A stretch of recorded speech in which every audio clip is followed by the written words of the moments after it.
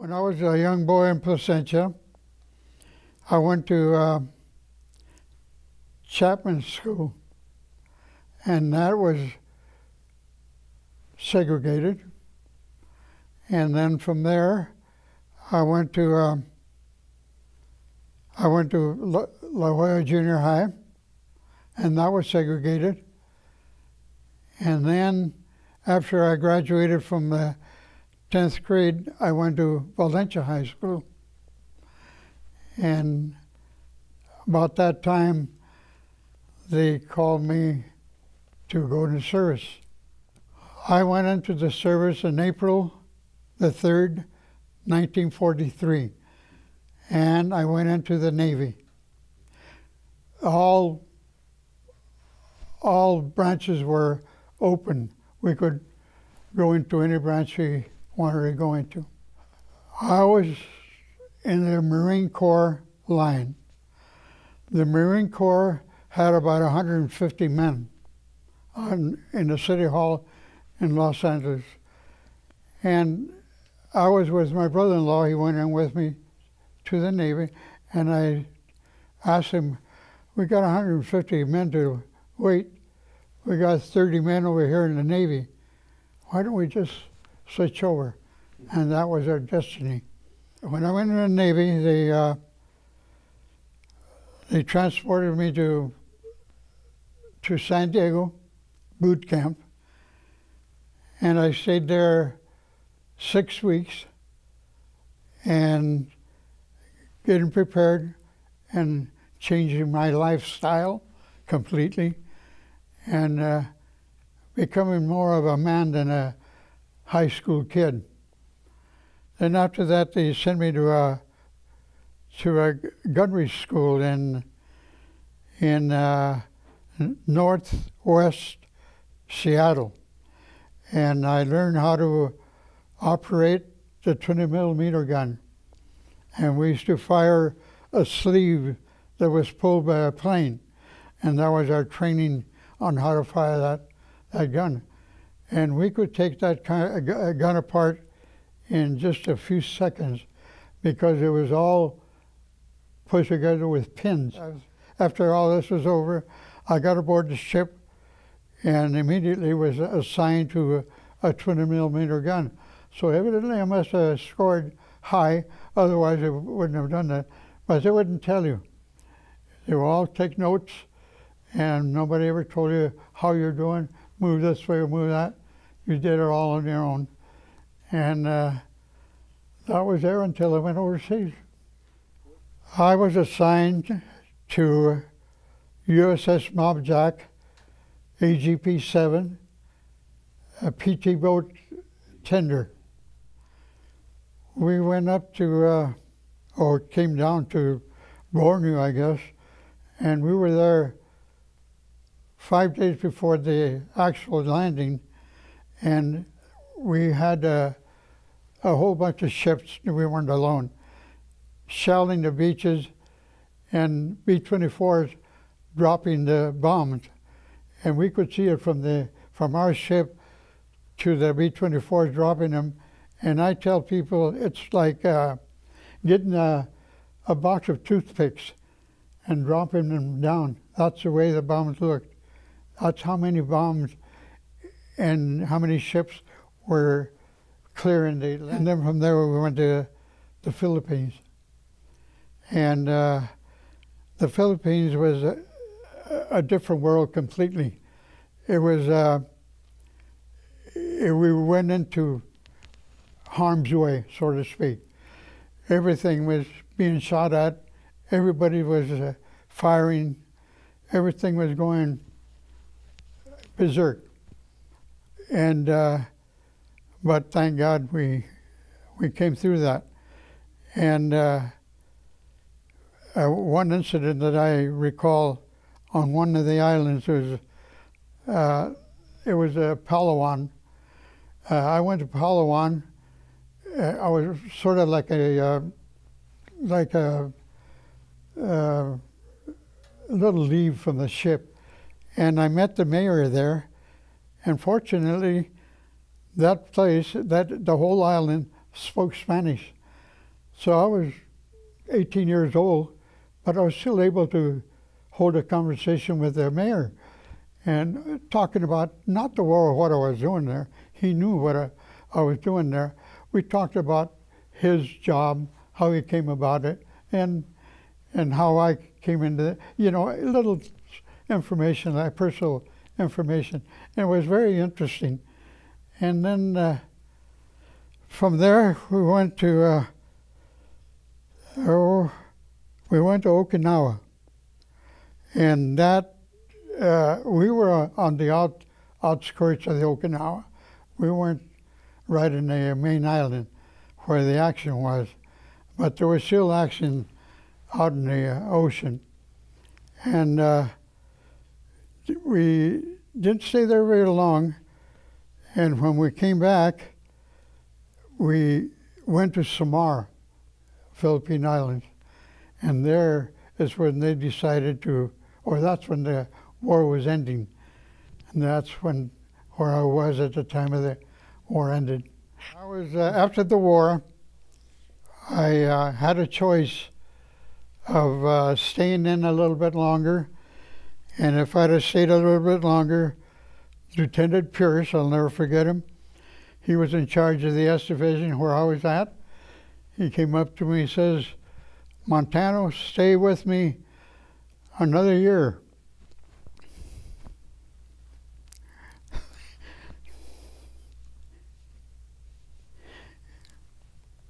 And he says, "You stay with me another year, and we'll make you a chief petty officer."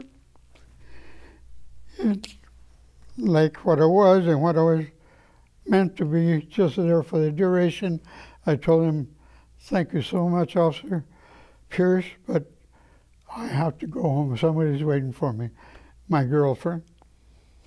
And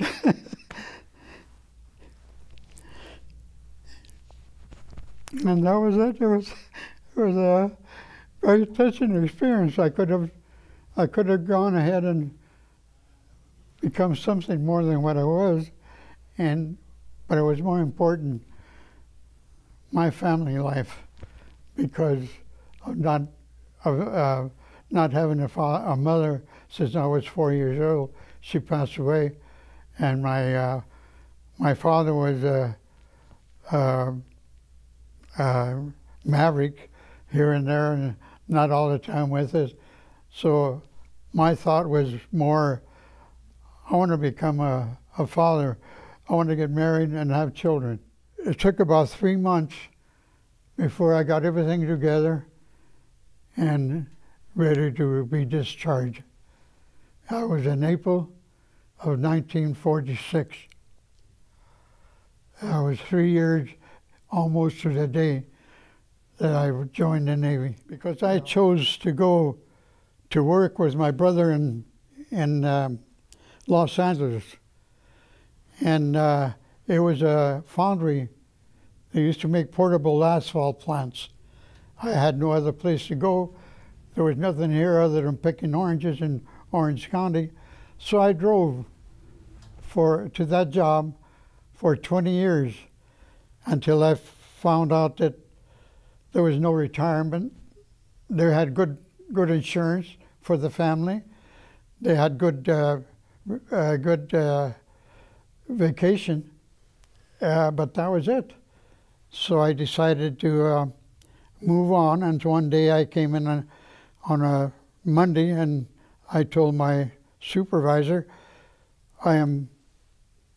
as of Thursday, I will no longer be employed with you. So have all my paperwork, all my money, or whatever I have coming, ready, so that I can leave Thursday morning. I'll drop by Thursday morning for that reason only. And he tried to talk me out of it. I couldn't go to another place to get a job like this, you know. But this job also, I wanted to be, I don't know, at that time they called it a layout man. You get your prints and everything, and you lay it out in a place to form a unit. And I wanted to be that real bad, and I thought I was able to do that. And because of my experience in the Navy, in the bakery, I had to get a recipe, sometimes cut it in half, and I wasn't a whiz at mathematics, but I was able to do it. On my, nobody was there to help me. I was the only baker there at the time.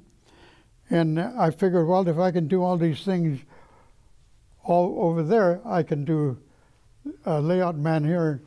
But the superintendent of the shop came out and say, I was starting to weld then, and he came up to me and says, because of your ethnic background, it's best that you stay on your welding and not go into layout. Oh, those are the things that really bothered me. I'm a sort of an easy guy going. I take everything and let her off my shoulders. But those are the days that I never used foul language anyway, but I could have, and I would have if they would have kept on harassing me on that. But I never, but it hurt. It really bothered me. I was just as good as the other guy fighting the war, and here I am having trouble with people that don't even know what war was. I worked there until somebody told me that Westinghouse had an opening for a welder. So I liked that job, but I wanted to do something more. So I went to Westinghouse, and there we built refrigeration units also, big heaters like 8 foot in diameter, 30 foot long, and all tubes inside. Everything was welding. The shell was all automatic welding. And I finally left there Segler and went to Westinghouse. And I was welding there. And one day, they wanted a supervisor. And so I don't know where I got the idea that I wanted to try it. And they give us a test, all kinds of pipes and units, and we had to do that in a certain amount of time and put them together. And in other words, to see if you knew what you were doing, I guess, or whatever they did it for. And sure enough, after the test was finished, one of the main supervisors came out and told me, I got good news for you, you passed. As of tomorrow, you'll become a super. In my marriage, I had 4 wonderful children. I had 2 girls and 2 boys. And I had Peggy Louise Montano. She always wanted to be a nurse. And even when she was going to Modern Day High, and she trained for that and trained, and then she met somebody and everything went berserk. She married this guy, and later on in the years they had 2 children. Later on in the years he got ill and he passed away. And then she jumped at the opportunity of going back to college, and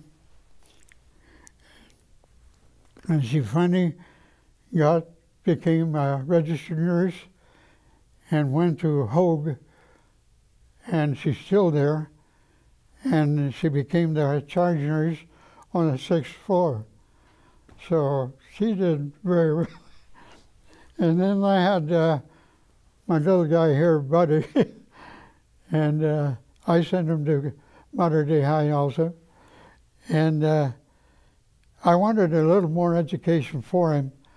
So I went to military school there in Anaheim, and I talked to Mother Superior what my plans were. And I told her, I can't afford that. I know it's very expensive. I can't afford it, but I can do something for you. I notice you only have a few maintenance people, and I can do maintenance work.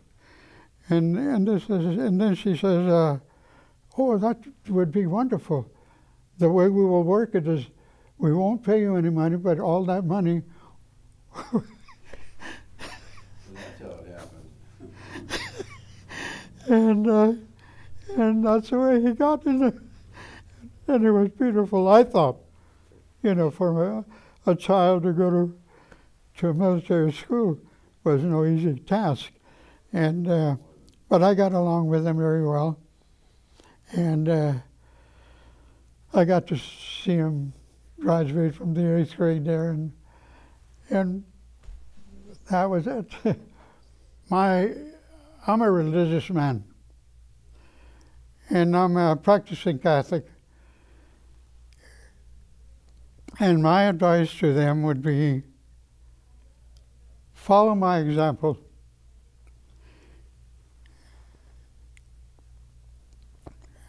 And there is no better teacher than to follow somebody that's a model for you. You never see me drink. You never see me cuss. You never see me treat anybody wrong or bad or with words. You would just do what I do, and you will be doing fine. That's what I would tell them.